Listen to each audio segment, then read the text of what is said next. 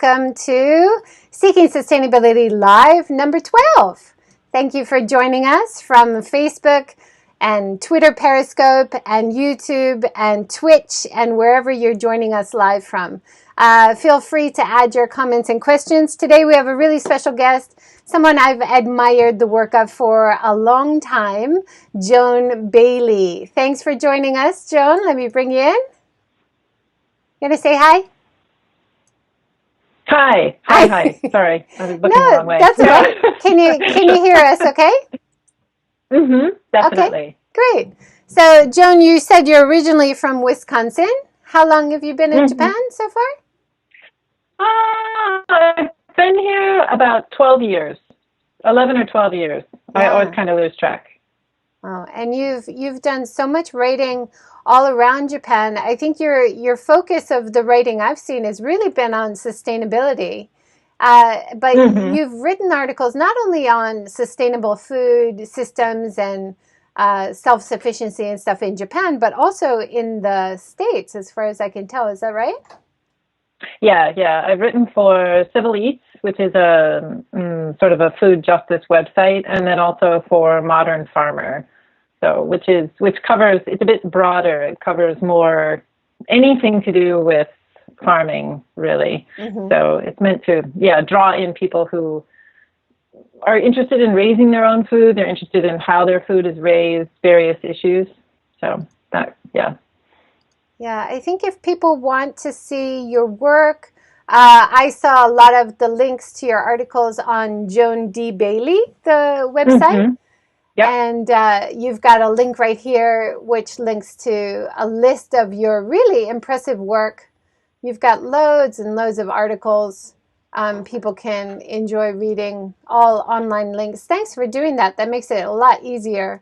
So here you've got your articles with Civil Eats, Modern Farmer, Tokyo Weekender, Metropolis, and Savvy Tokyo.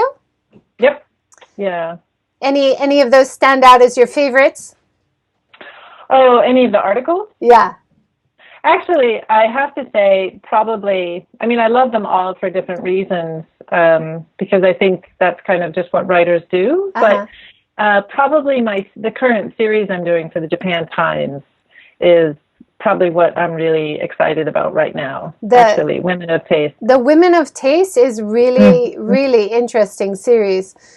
So I've got 2 pages of your other work here. And before we talk about Women of Taste, you've also got another page, Outdoor Japan, Permaculture Magazine, and other essays that you've done, as well as ACCJ and BCCJ, which is interesting. Yeah, those were really fun. For those that's for the American Chamber of Commerce in Japan and the British Chamber of Commerce in Japan, and I did travel pieces for them. They highlighted a particular prefecture, and I got to go, and it was so much fun. But it's really intense, hard work. Basically, you fly out very early in the morning, you arrive very early in the morning, and you just hit the ground running, and they take you everywhere, and it's this really sort of intense 2-day, 1-night experience, but it's amazing, and I always fall in love a little bit with wherever I go. Yeah, so. That's awesome. That sounds a bit like a monitor tour. We've done a lot of monitor tours where you just get blasted with a destination's best, right? Exactly. And yeah. It's really fun, and you're like, you should do this. And then quite often they're like, oh, we only have the budget to do the monitor. Oh, too bad. Someday you should do this. Yeah. But now of course, we're in a bit of a weird place for travel all over the world and in Japan. But I really like how in your Women of Taste series, so many of the features that you've done, they do also have online shops. Yes, a lot of them do. Yeah. And even the farmers markets that you've been covering, I notice, we'll talk about that a bit later, but I found their website and they're trying to do the farmers market deliveries online too. So that's awesome. Yeah, it's really smart. Yep. From these 2 pages, I think your most recent one is about sake. Not a sake lover. You haven't Do you want to introduce that one a little bit? Sure. Her name is Yuki Imanishi, and she's a sake sommelier. And she's a really interesting person. She was a salary woman for a long time, but she always really loved sake. And what she's most passionate about, and which I could really relate to in a way, was she's really passionate about the smaller producers, because what they do is they offer sort of a taste of place and history and culture of this particular place. And Japan has such a rich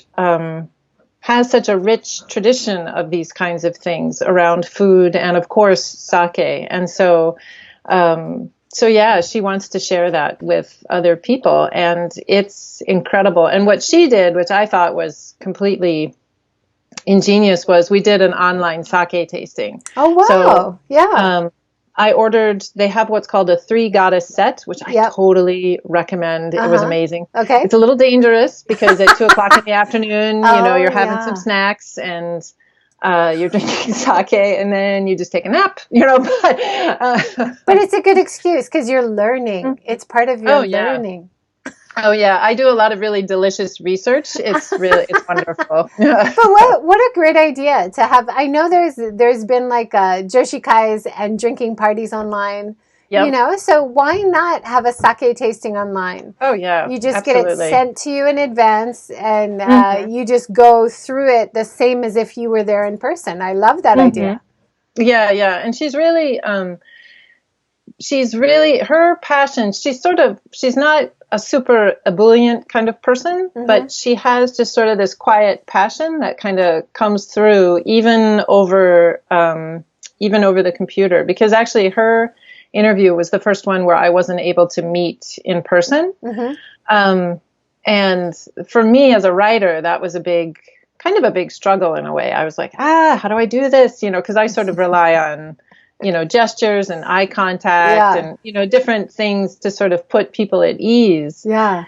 But, if you're talking to someone online, you can't necessarily tell that that I'm specifically making eye contact with you if we're in a group, and and so, How fun. I remember, your article, you also talk about this, that some of the sake tastes a bit like champagne.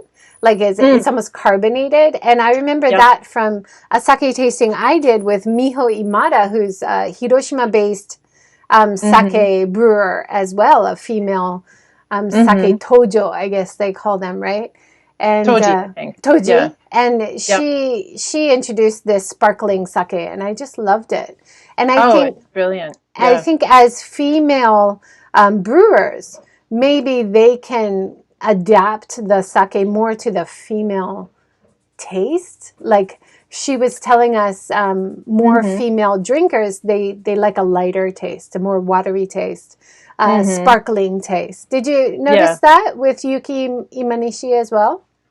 She talked a little bit more about what's interesting. What she brought up that I wasn't expecting was she talked about how a lot of these smaller breweries, they have sort of, they traditionally brewed for their local customers, but as rural areas are shrinking, they've sort of had to change their attention more to the Tokyo or the city drinker, and that has sort of caused them to change their flavor profiles that they offer. Yeah. So there was one brewery, I think it's in Gifu Prefecture, and in the 3 goddess set is, I don't remember which one of theirs it is, but anyway, they have a sake, and I really liked it, but she said, we were talking about something else, and she held up a different bottle, and she said, this is the one that is their local taste. And I was like, but what was nice was I'm like, okay, now I totally want to order that. And it's funny because it sort of gets in your head and then you're like, okay, I'm going to order that. And now you're on soul, that sort of thing. But did you like sake the first time you tasted it in Japan or anywhere? Like for me, I did not. No. The first time I had it was in America, like in a little bar in my husband's hometown of Dayton. Okay. And it was, terrible, actually. But when we came here, we met a in the neighborhood we used to live in Musashi Sakai, we met a guy who owned a sake shop. And he was incredibly knowledgeable. Yeah. And we stopped in, and he basically, on the spot, did a spontaneous tasting. And we left. We were with a friend. All of us left with like 2 or 3 bottles, you know, once again, needing a nap, of course. But it was amazing. And he really, Miyata-san is his name. And yeah, he really changed how I saw sake and what I knew about it, and sort of got me really thinking about it. That's awesome. And I really appreciated that too. Like the first time I tasted it, maybe it was the 1 cup sake from a vending machine, because they used to sell it out of vending machines. I don't know if they still do.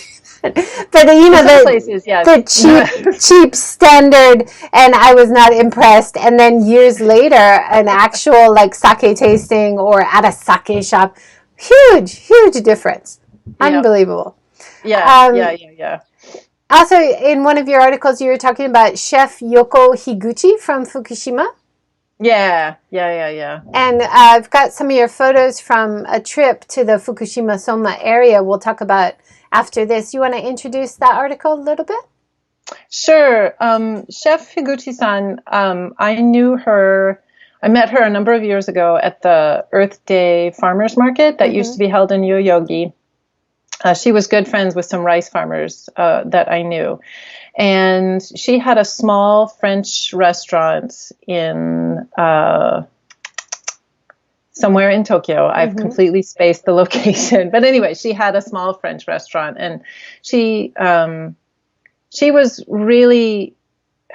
She remembered the Kobe earthquake from when she was a kid. But the 2011 triple disaster sort of was a different experience for her, because she could really, it was felt in Tokyo, but also a lot of the growers that she sourced her produce from at that time were from Fukushima, and she was just devastated for them.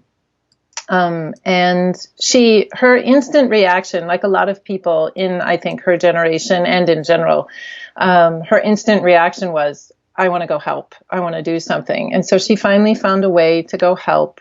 She participated in a couple different ways. And then eventually she made a decision that I was not expecting at all. She said, okay, I'm going to move up to the prefecture. And she moved to a city that has a really strong, already kind of has a strong organic farming community. And they're trying to trying to rebuild their economy and their reputation, of course, around organic farming and food. And so she offers cooking classes. She introduces people to farmers. She works closely with like the Michi no Eki to develop new products so farmers can have something to do with their produce. And she's remarkable, but she's also incredibly unassuming. Like she was happy to talk with me, but she was also really like, oh, I just do it. And I'm like, oh my God, no, you have to tell me more, but she, but don't you find that's like the typical super athlete coach thing, right? Like the best super athletes in the world are not necessarily the best coaches, right? The best coaches are not necessarily good athletes. It's the same, don't you find, for chefs? Like she said, I just do it, right? It's she's not necessarily going to be the best teacher, but she does it brilliantly. She just can't explain that to you, right? Yeah. Well, and I think actually for her, what it is she's more like, well, why wouldn't you do this? Or it's just what I'm doing. So like her classes, I've taken her classes, and she's a good teacher. Like her explanation, she's really good one-on-one. But I think for her to talk about herself, she feels she doesn't necessarily think that it's remarkable. It's just what she's chosen to do, and for her it's just the right thing to do. So there you are. Yeah. And she thinks it's nice that her friend wants to write this article about her, but goodness, what I'm just, it's just what I'm doing. And look at these other people who are doing amazing things. I'm like, no, it's you. That's awesome. We need connectors. We need people who can do that. And keep lifting up other people. That's one of the things I always say in consulting, right? With any destination, with any business, please, give people information about the other businesses around you, about all the other amazing people around you. And that helps you. That helps your brand.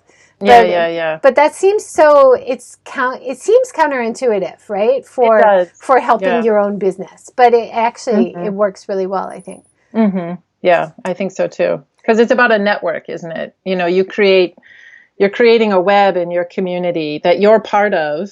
But if you make it stronger, then that supports you. I mean, that's kind of how I look at almost everything. Yeah, definitely. And I have to say thank you to you, because thanks to reaching out for you and wanting to talk to you, I now have more connections with people that you're connected to. So thank you so much. Yeah, no worries. My pleasure. My pleasure. So since we were talking about Fukushima, let's go to the Soma event, the art event you went to. So first, I have the picture of the ship that you took when you were there. Yep. Do you want to talk about your experience there? So that trip, the Soma trip, I think that was in 2014, and that was the first year that they could plant rice again in Fukushima. And Soma is, for people that don't know, Soma is... I've got a little map. I think 50 kilometers north or so of the power plant. And so there's a farmer up there, Endo-san, and his neighbors, basically, and other people in his community. And essentially what had happened, there was an architectural firm that I've completely forgotten the name of again. And so I'm the worst at this. But anyway, you're fine. They had gone up after we can add links later. Yeah, don't worry. Oh, good. Yeah. Okay, good. So, because they're amazing, they do really incredible stuff. And the architectural firm had gone up to Soma, and they had met with people there, and they said, they were just talking to them, and they're like, what do you want? And they're like, well, we'd really like a community center. So they helped design that and make that happen. And then they were talking more with people, and they found that the folks living there wanted a way to sort of be able to come together and feel good about where they were and who they were again. Because, as you know, Fukushima is getting a bit of a bad reputation at the moment, or it has kind of a somewhat some negative connotations, obviously. And so, but they wanted this sort of for local people to boost morale. And so they came up with the idea of TANBO art, or rice field art. And so they put this together, and they got a bunch of people together from Tokyo and other places. We all gathered, we planted the rice. It was hilarious and fun. But we also shared stories with the farmer, with Endo-san, and the other people that he works with or in his community. And it was both really joyous and totally heartbreaking, but it was such a wonderful thing because you felt like you were creating something new together. And, we were helping them, they were helping us, and it was this just a really wonderful, wonderful thing. And so we've gone back basically every year. My husband and I, we've gone back basically every year since then.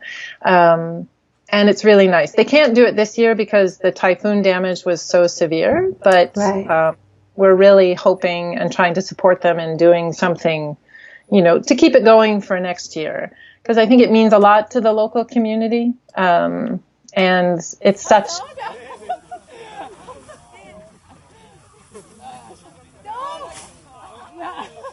Here comes Joan.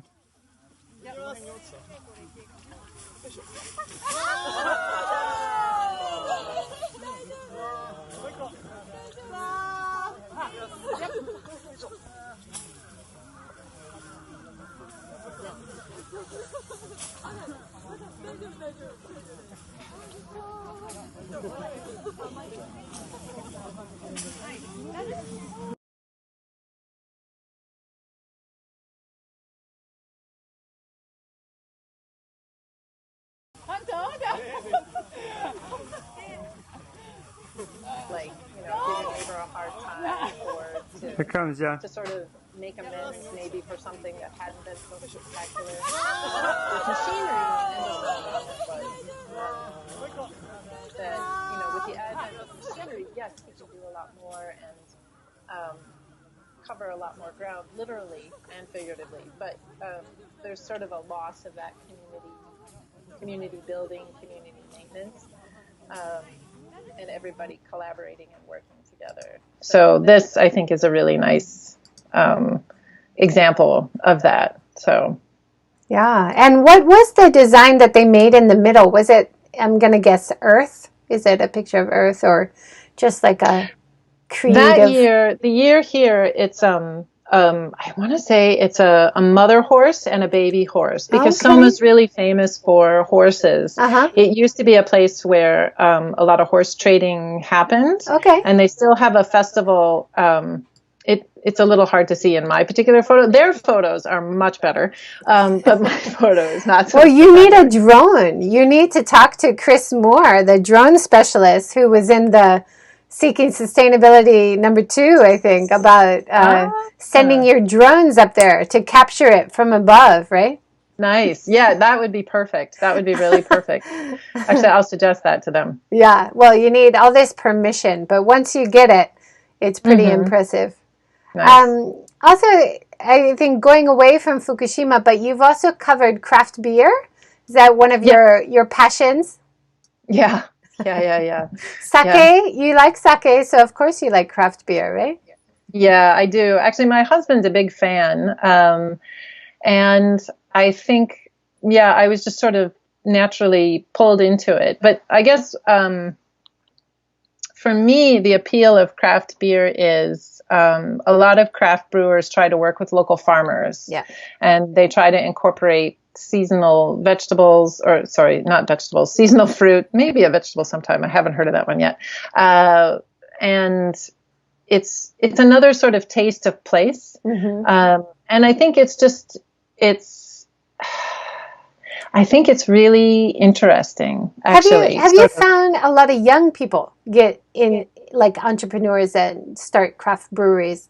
Because I went to Kamikatsu and talked to the Rise and Win guys who started in the town of Kamikatsu in Tokushima and in Shikoku.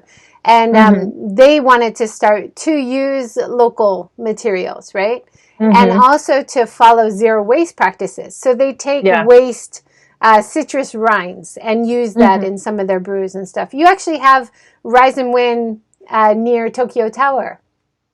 Yeah, I really, actually, I have not been there yet, but I really want to go. Yeah, that's one of the places. Go check it out. But talking about using local produce is so important and often a theme in your work. I really like the food waste article you did in your Women of Taste series. Do you want to talk about that a little bit? Sure. That's FarmCanning. Yeah, she is. She's really incredible. Her vision is really simple. And actually, I met her at one of the farmers markets. And Nishimura-san is, she had just this really, she's sort of entrepreneurial anyway, but basically her idea was, well, there's all these organic farmers. I want to support them because they're often on their own. They don't participate in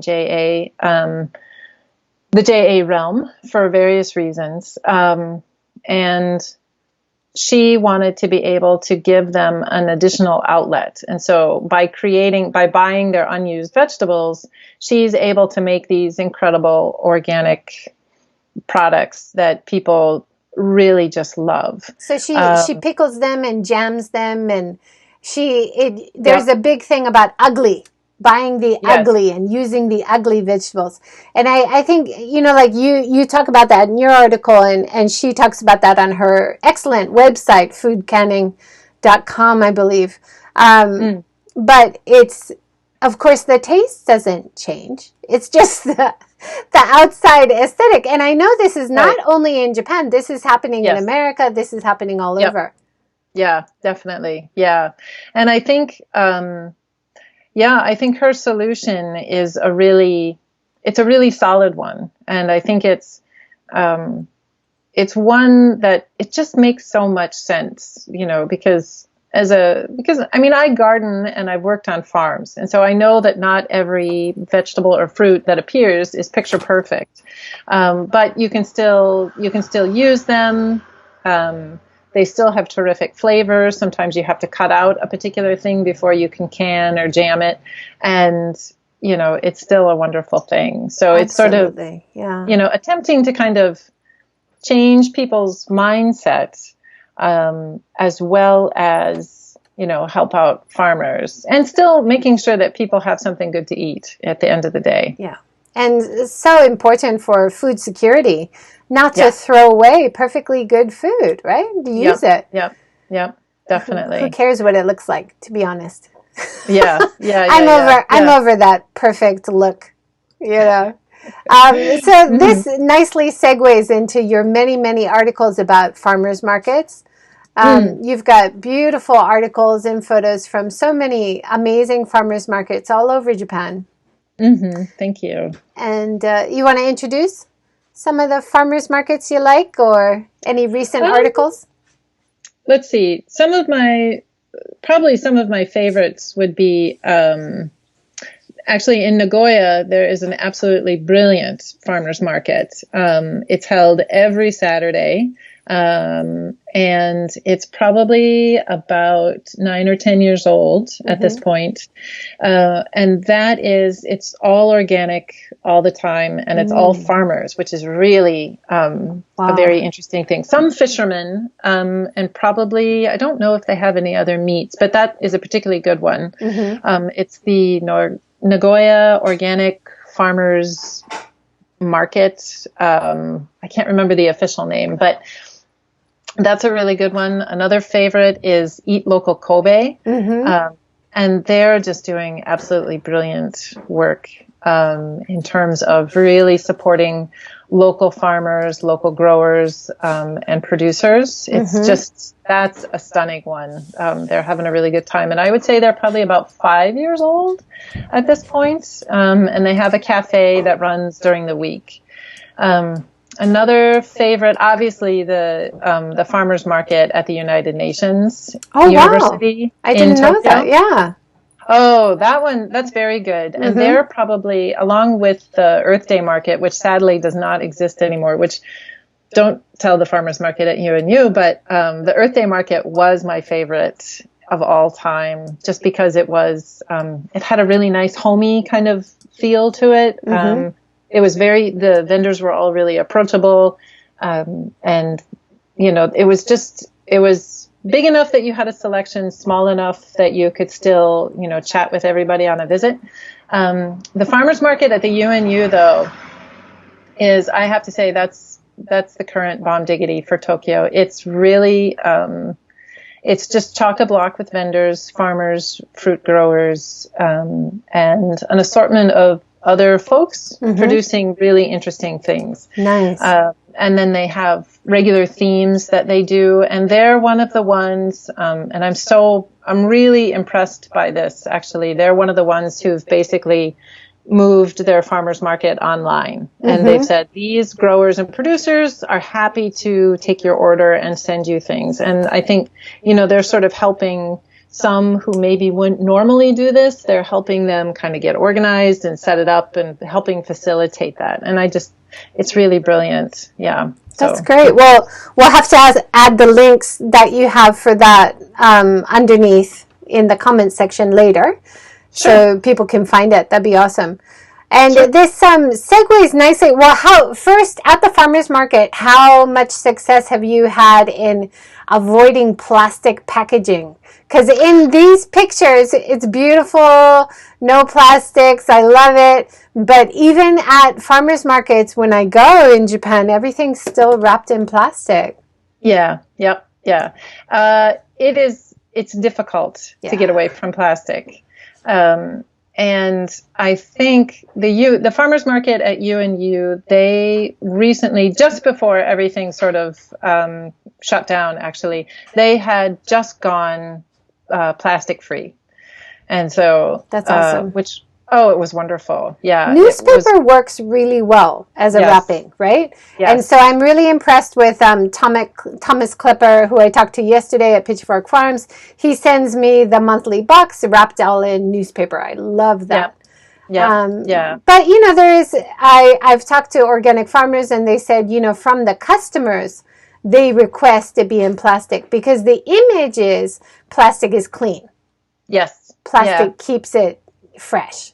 yes. So I'm hoping, slowly we can change that mentality, because Mm-hmm. wrapped in newspaper in my fridge, it's working perfectly fine. Right. Yeah, yeah. And I think what needs to happen is, it just farmers need to. It's this really delicate balance, because if the consumer's not happy, they're not going to buy your stuff. Of But course. like, there's a place here in Kanagawa called Show Farm, and basically they say straight up, they're like, we're not sending you any plastic. We're Nice. plastic free. So they don't use it in their fields. They won't use it in the boxes they send you. And I think, like you said, it's just a question of sort of educating the consumer, because the consumer was educated so well the other way, and now we have to switch back. Yeah. So, but I think it's possible, but it's hard. Definitely. I think we have to shift the mentality to the mentality that plastic is kind of gross and cheap, right? Mm-hmm. And if you have high quality organic vegetables and it's wrapped in a reusable container or a reusable furoshiki, that should elevate it to the higher standard that it is. Yes. Instead of putting plastic around it, which we should avoid plastic in our lives whenever possible. And it's so hard, right? Mm-hmm. Yeah, yeah. Well, we've really bought into it, and it's been, plastic has been made so cheap that so cheap and so convenient. Yeah, we just take it for granted. It's light, it's easy. Oh yeah. Doesn't break. But it lasts hundreds of years. Yeah. And if you burn it, there's other problems. So it's my Lord, yes. It's not the ideal thing that we thought it was. You have to switch subjects a little bit. You have a great article about heirloom seeds. I'm very interested in this. Can you introduce this to us? Sure. So Komaki-san is a farmer over in Hiratsuka, Kanagawa, not too far from where I live right now.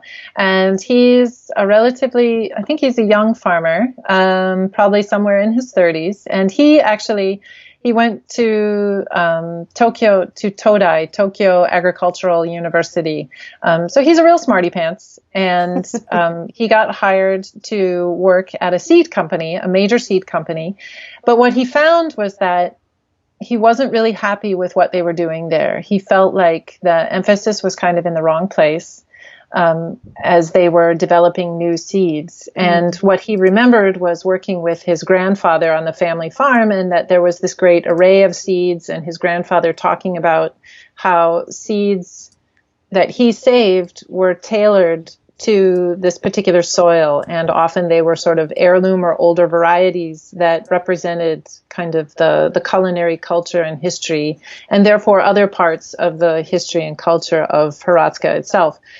And so he decided, Komaki-san, for various reasons, he said, okay, I'm gonna stop doing this. He didn't feel that it was right what he was doing, at least not right for him. So he left. And what he does now actually is he grows a lot of heirloom varieties, and he has this incredible collection of seeds. And he himself is like this living seed bank of information. He has all these great stories associated with seeds, some from the Edo period, some that are really famous and, had no name previously, but they came from, like Hiroshima-ken, where you are. Or, they've come from all these different places, and he grows them out and he saves them. And he teaches other people how to do this. And, but he also sells the seeds. He doesn't sell the seeds. He grows the vegetables and sells the vegetables. And so people eat them and they say, oh, this is particularly amazing. And so then he's able to sort of create modern interest in these ancient varieties. And that's awesome. He's a really incredible person. I think in terms of food diversity, like heirloom seed collection and having diversity in vegetables is so important, and it's something we just don't see anywhere in the world, and in Japan as well. And this is part of your article. You talk about what Komaki-san was saying. And he says, however, for organizations like Yamayuri Co-op, one of the places Kamaki sells to, heirlooms have distinct advantages. These varieties are a perfect match between the weather and the land, and they have a long history. They are also very delicious. So he's talking about the local varieties of vegetables and seeds is part of the local food culture. And I thought that was so important and something you just don't hear very often, right? Yeah. I mean, I think it's something like my mother's generation, she would have known about that. She wouldn't have necessarily thought about it, or even my grandmother's generation. They didn't think about it. It was just, it was just what was there. It was just what you grew. And maybe your neighbor said, oh, I've got this great new tomato. You should try it. And they'd pass you the seeds, like, I don't know, some Friday night at dinner or whatever. And tomatoes have a huge amount of variety. Oh, actually all vegetables do. I recently had a conversation with one of my editors. It was really funny because I mentioned something about popcorn, and she was like, wait, popcorn is a separate variety? And I was like, yeah. And she was like, no way. So, I mean, because I grow an heirloom variety of popcorn here in my garden. So I'll be sending her some so she can try it. Oh, me too. Can we order? Can you send all over Japan? Yeah, that's awesome. Well, I'm happy to send you some. You don't have to order. I'll just send you some. Thank you. I'll pay for shipping. Okay. But it's really, so all vegetables have this amazing and deep history, but some some have been more explored than others. But if you root around a little bit, it's just incredible, the stories, once you find them. Yeah. I'm sure you know about Fukuoka sensei, right?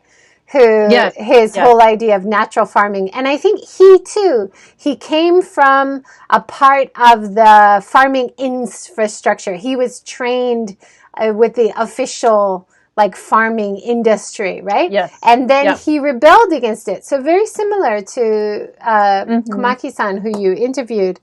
And his big thing, he was telling all school kids to collect all the seeds from their food, and then he was taking all those seeds to Africa and places and trying to replant the deserts. And actually he is a really, I've read a couple of his books, published by Chelsea Green, one of them, Sowing Seeds in the Desert. And I wrote a review of that for Permaculture magazine a number of years ago.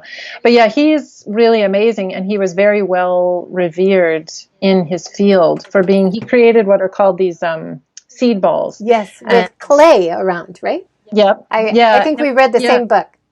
Yeah, and just a really incredible, again, a really simple idea, sort of putting things together and just growing them. And he actually, I have to admit, when I read One Straw Revolution, my first reaction was, this guy might be a little bit of a nut job. But there were certain parts. A lot of people thought that. Yeah. Yeah. Well, and I think a lot of people, and sadly, natural farming does have kind of a bad reputation, but there are things about it that have always really stuck with me.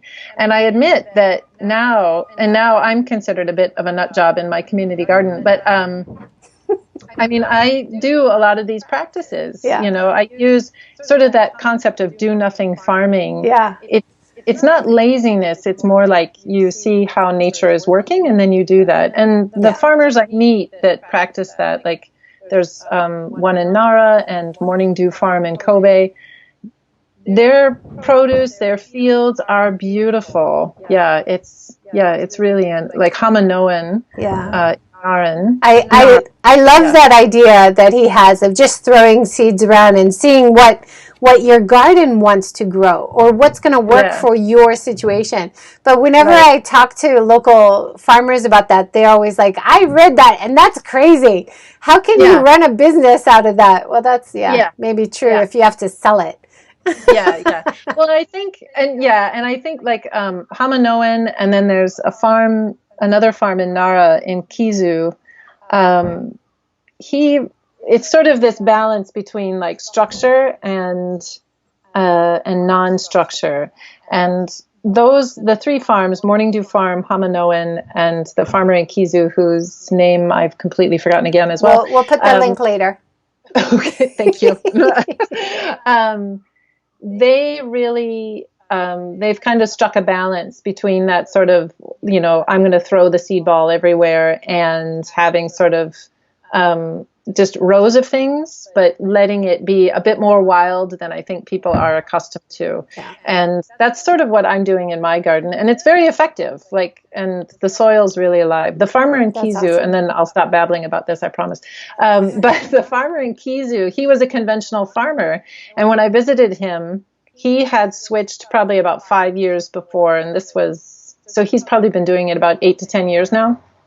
And he dug down in his soil, and what he showed me was like from here down was this really squished, brown, kind of lifeless soil. And here up, he said, this is when I started, and it was this living network of roots and, all sorts of little animals. And his produce was beautiful, and it was so delicious and really amazing. And so to me, that was probably the best testimony I've ever seen or heard. It's all about the dirt, and I was listening to Ron Finley, the famous LA gardener, the gangster gardener. Yes. Right? And he's he uses the F-bomb all the time, but he totally inspires people to just grow some, what is his motto? Grow some shit. Just grow some shit, right? And you can do it. Everybody can do it. Yeah, totally. Thomas has joined us. Thank you for your question, Thomas. He says, do you think we will see any discussion or articles in English-based Japanese news sites on the current seed law situation that might be changing in Japan? Information seems to be scarce in English, he says. Yes. Yeah, I hope so. Actually, it's one of the things. I mean, I'd like to write about it. I know that it's a sensitive subject. You have to really think about how to approach it because, especially I think as a foreigner writing in Japan, I have to probably be a little bit not careful, but something like careful. I hear it. Yeah. I mean, even people being kind of critical of how the coronavirus is being handled, who are foreign journalists, they're being really attacked, or Japanese journalists, anybody critical of the status quo, I think is going to get some flack, right? Yep. Yeah. But I would also, that's something I'd be really interested in covering or talking about more. And I think, I would really like to see that happen. So yes, I hope so. Great. I hope so. We have another question from Prasanna, or comment. Joan, so much information on sustainable farming. Incredible. I'm trying to keep up noting down the info that you're talking about. Big thanks. So we will try to go through the video after the live feed is over and add some links. Yeah. Joan, if you could do that. Yes. That would be awesome. So these questions are coming from Facebook. Maybe if you write it on Facebook and YouTube, if you have time. Yay. Yeah, sure. And people can also contact me directly. Okay. I'm probably far too happy to chat about these things. I should, because I should be writing other things and doing things, but the dishes can wait, and the garden's fine. It's raining. I can't go there anyway. So, but yeah, I'm very happy to talk to folks at any time about stuff. So it's my pleasure to help. So I know your passion is for farming and food. Mm-hmm. But let's talk a little bit about your travel writing as well. Oh, sure. You have got some great experiences. Let's do your Kabuki experience, shall we? Sure. Now, where was it? Wait. I think I've got that. Where was that, the Kabuki? That was in Chichibu, I want to say. Okay. That is, So is that Saitama? Yes. Okay. Yeah. Let me see if I can And get that was the a map. monitor tour that Okay. I did. And I did that with Japan Travel, and that was probably one of the coolest things ever. So we they dressed us up in the costumes, but they have an annual local festival where children perform this, and the whole community gets together. And so, of course, as foreigners, we had gotten dressed up in these great costumes, and then we went and watched it. And it was, I was like, oh, this is so cool. Like, it was a very, very, very special experience. I love your face paint here. Oh, that was so cool. I was really, it was incredible. Is that just because you were a tourist, or like usually they would put the white underneath, right? Mm-hmm. But how cool. I love the design of it. Yeah, I think we got to, if I remember correctly, I think we got to choose. And I think easier to take off the version that you did. Yeah. I think I think this is the fox. I'm not really sure. Okay. But that was really cool. It was also weird to have someone paint on your face. I've never really had that done before. I was like, that's cold. What are you doing? Well, face painting is so fun. My kids love that. We often did that when they were little. Nice. And so it's nice when even adults can be kids when you travel, right? That's a nice thing about traveling. Yes. Yeah, exactly. That is a great way to put it. That's really lovely. Yeah. And that's exactly what it felt like that day. Like I think our maturity level certainly dropped after our faces were all painted, but it was so much fun. No, we all have that kid inside of us, no matter how old we are, right? Should we go to Kakurenbo? You introduced us. I would love that. So this is the map. Is it in Yamanashi where you can see Mount Fuji? Yes, it is. I'm trying to remember. I wrote about Kakurenbo for Metropolis, actually, about my visit there. I should have sent you that link. I don't know if I did. Anyway, but that place is just incredible. So Kakurenbo is it's a small pilgrim inn, and I would highly, highly, highly, highly recommend it, actually. So, because it's a small pilgrim inn, and traditionally groups of people would come and they would go to the nearby temple, which I have forgotten the name of, which the photo you're showing there where I'm walking on a path is leading up to this huge stone staircase, because of course that's what you would do. But it is such a beautiful place. And the pilgrim inn, the wife of the priest, Junko, she makes the most amazing food I've ever had. The meals are all locally sourced, very seasonable. She's like a kaiseki chef without the official training. She is just really having a good time. And because it's Buddhist, we're talking vegan too, right? I'm trying to remember. I don't think hers was, but you could request that. Okay, great. So she would be down with that. And I think even if she would just love to do it. And it was just amazing. Staying at the Pilgrim Inn is wonderful because you can just feel how much she is enjoying the experience and creating different things and being with guests. And she's it's like a second home where the food is really good and you get to wear a kimono if you want to. And then the nearby temple is also just stunning. And if you get up at dawn, you can go and visit that as well. Nice. Which I did. I found that the Kakurenbo, they have a great website. Yes. And they have it in English and other languages. So if you want more information, that's really easy to find.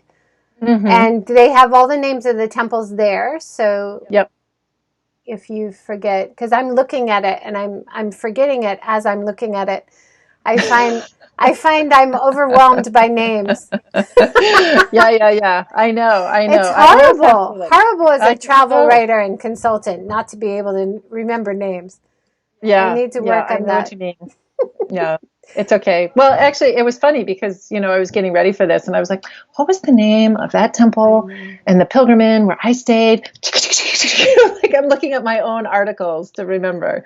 But I mean, that's, I'm grateful for that. But then you're understanding what the tourist goes through so much more. Because when tourists come to Japan, they're bombarded with names. In Hiroshima, our most famous island is Miyajima. But I often meet international visitors in Hiroshima who are like, oh, I went to that island. Like even Miyajima, they can't remember it. It's just too much. Right. His name overwhelming. I get it. Yeah. For sure. Yeah. For sure. But speaking of other amazing Buddhist temples to visit on Miyajima Island, we also have amazing meals now, kaiseki style, which are vegan, at the most famous temple, Buddhist temple on Miyajima Island. Very nice. Which I am also... Why am I blanking on that? I've been there so many times. You know which one. Okay. The Dalai Lama stayed there. It's, oh my gosh, what is wrong with us? Okay. It's okay. You also sent me a beautiful photo of you guys hiking in Nagano. Where is that? That is, it's in... I'm going to have to look up the exact location. So I did an article for Metropolis a number of years ago, and maybe a different one for Outdoor Japan about hikes. And we did this hike in 2009, and it was, no one told us that a typhoon was coming, so this was quite an adventure. That's dangerous. Well, yes, it was, and I don't recommend it. So we hiked up. It's not too far from Hakuba, actually, and we hiked up. We stayed at this enormous mountain hut, and mountain hut is a complete misnomer. They can sleep like 300 people. Wow! And you get dinner and breakfast, and then you hike from hut to hut, which was our plan, and we were very excited. And that's actually not me hiking. That's my friend Joe, who had come to visit us. Poor Joe, who and you really take him out in a typhoon. What a great guide! We still have not heard the end of that, that's pretty fair.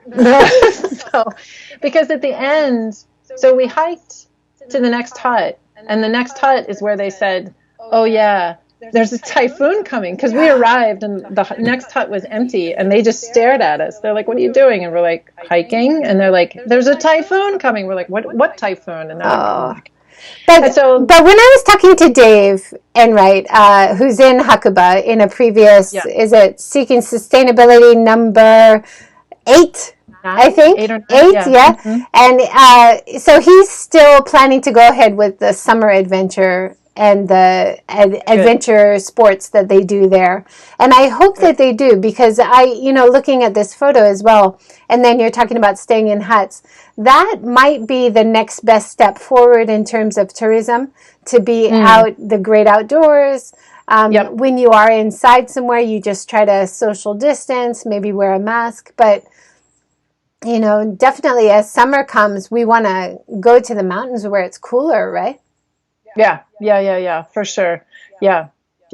It's definitely, in fact, when we can travel again, or when we feel more comfortable traveling, there's a mountain hut not far from where we live, Sonbutsu Sanso, that I really am eager to get back to. So looking forward to that for sure. From the Tokyo area, it's actually really easy to access loads of amazing mountain areas. And even going up to Tohoku is only about an hour or two, right?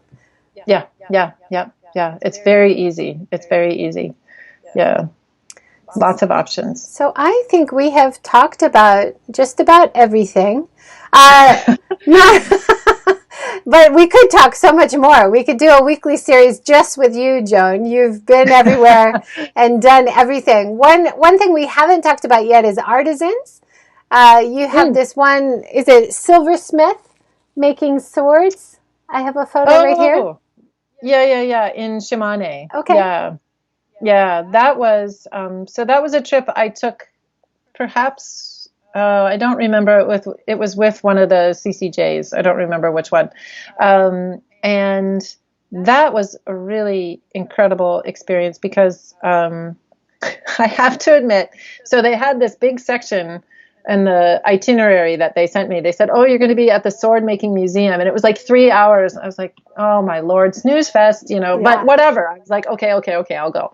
And it was utterly fascinating. Wow.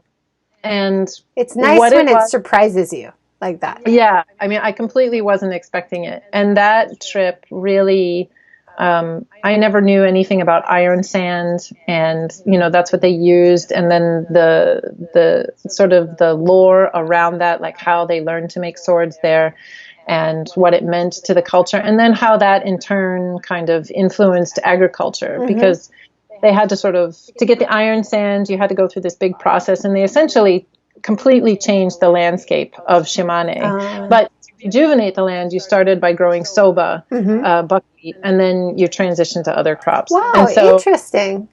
Oh, yeah, it was fascinating. Totally fascinating. Like, definitely not a sleeper kind of thing at all. And also, I got to use a katana. There's a guy in the video I sent who's like, wearing traditional robes, and he's wielding his sword, doing his thing. And I got to do that, and it was so much fun. Wow. And once again, like, he was like, do you want to do it? And I was like, no. And he's like, come on. And I was like, all right. I was like, fine, I'll do it. I'm the writer. Yes, I'll have this experience. And then I didn't want to stop, and he could tell. And so the poor cameraman and everybody else is like, and I'm like, and he's like, no, let her keep trying. Yeah. Oh, that's awesome.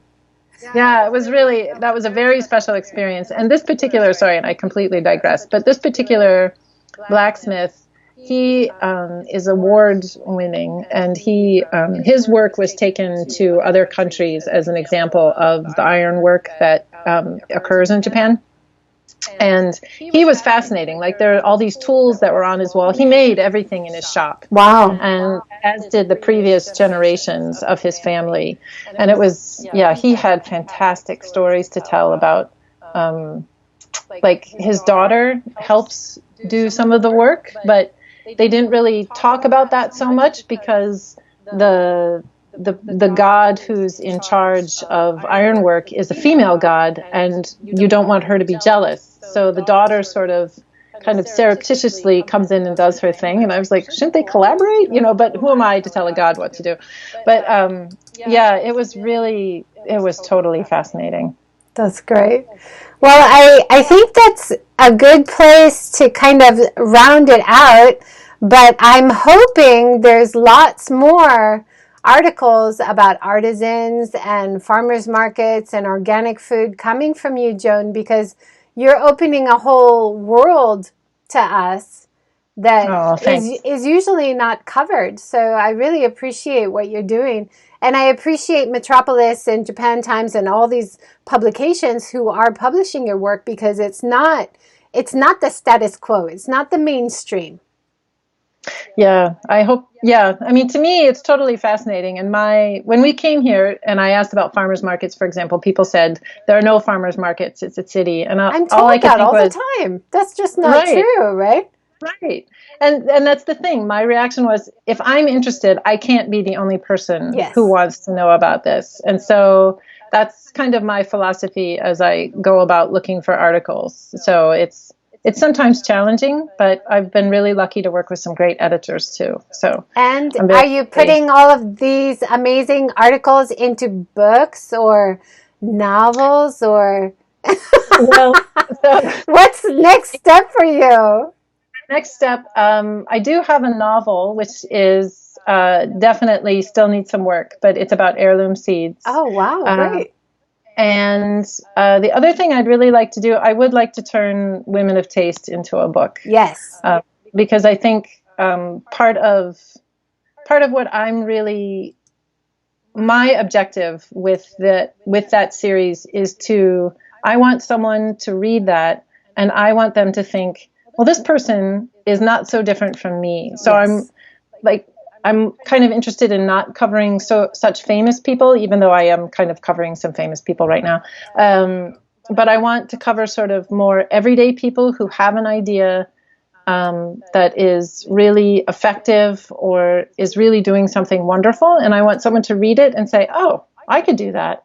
And by specifically targeting women, I want to see more women out there. And so many women are already doing these things. So I just want them to sort of, I don't know, to realize what they're doing and have more confidence and keep changing forward. Yeah. And, people always say, well, why are you focusing so much on women?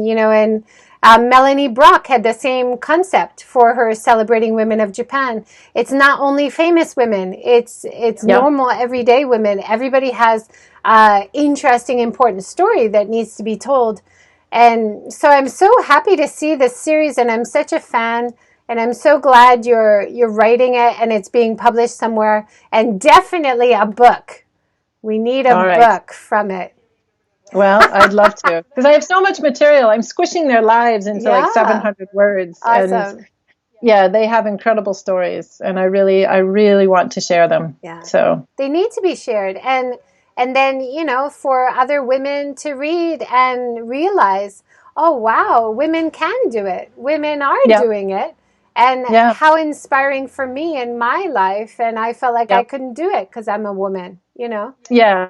I really think you need to see someone like you doing it. And I didn't understand that until years ago. I saw a female fighter pilot. We were taking a tour of a boat in Seattle, a big, destroy, whatever it is. And this woman was standing next to the plane, and I sort of burst into tears because, when I was like 10, I wanted to be a fighter pilot, but I didn't want to do it at that time. But all of a sudden I could feel like, holy cow, that's possible. And I didn't understand that until it happened to me. And that's a big reason I want to write these articles, because I feel like men are doing amazing work. I don't want to belittle that at all, but I really feel like to take advantage of everything that we can do as humans and as a species, you need to hear from the other 50%. And I feel like I'm behind all these women, sort of push, trying to get them forward. I hear you. And actually in Japan, it's 51%. Well, there we go. So. But you're absolutely right. Like, just the focus is often not on females, right? Right. Like, I mean, I'm sure you've had it happen to you. I have it happen to me all the time. Oh, what you're doing is really interesting. What does your husband do? Like, Thank you. Yeah. I don't know. Yeah. Which is nice. And he's awesome. He's awesome. And that's so nice. Yeah. But let's just 5 more minutes on me, maybe. I don't know. Right. But luckily, I have to say, my husband is my main PR team, and he's really great at it. Yeah, I have to say that. Thank you. No, that is so true. And, we have to appreciate our partners. We have to appreciate our friends. We have to appreciate people who collaborate with us, like you online, and who retweet and share stuff. It's part of that support network that's so important, which is, of course, is not only women, but people who appreciate that the spotlight does sometimes need to be on women. We appreciate you. Which is how I found you. Yeah, because Selena, a friend of mine, she was like, oh, her. And I'm like, what? Me? Yeah, that's awesome. Yeah. So thank you. And if you have anybody listening out there, if you have any great people in Japan doing great things for community and for the planet, please get in touch. And I'd love to talk to them, and maybe Joan would love to go and interview them and write about them. I definitely would. Yeah. I would love that. So that's great. Yeah. Reach out to us. We're both very easy to find, I think, online. I hope so. I hope so too. Yeah. So I think we'll leave it there. Joan, thank you so much for talking with us and sharing your insight about travel and farmers markets and seeds and so many things. Yeah, well, thank you. It was really fun. Yeah, great. And thank you all for watching, and tune in again tomorrow. Tomorrow we have a twofer, 9 a.m. and 5 p.m. So 9 a.m. tomorrow we're talking with Paprika Girl about all things kimono and traditional Japanese in the modern life, which should be fun. And 5 p.m. we're talking with a photographer and marketing specialist, Barrett. So that should be fun. Yeah, thank you so much for tuning in, and see you tomorrow. See you later. Thanks. Bye-bye. Bye.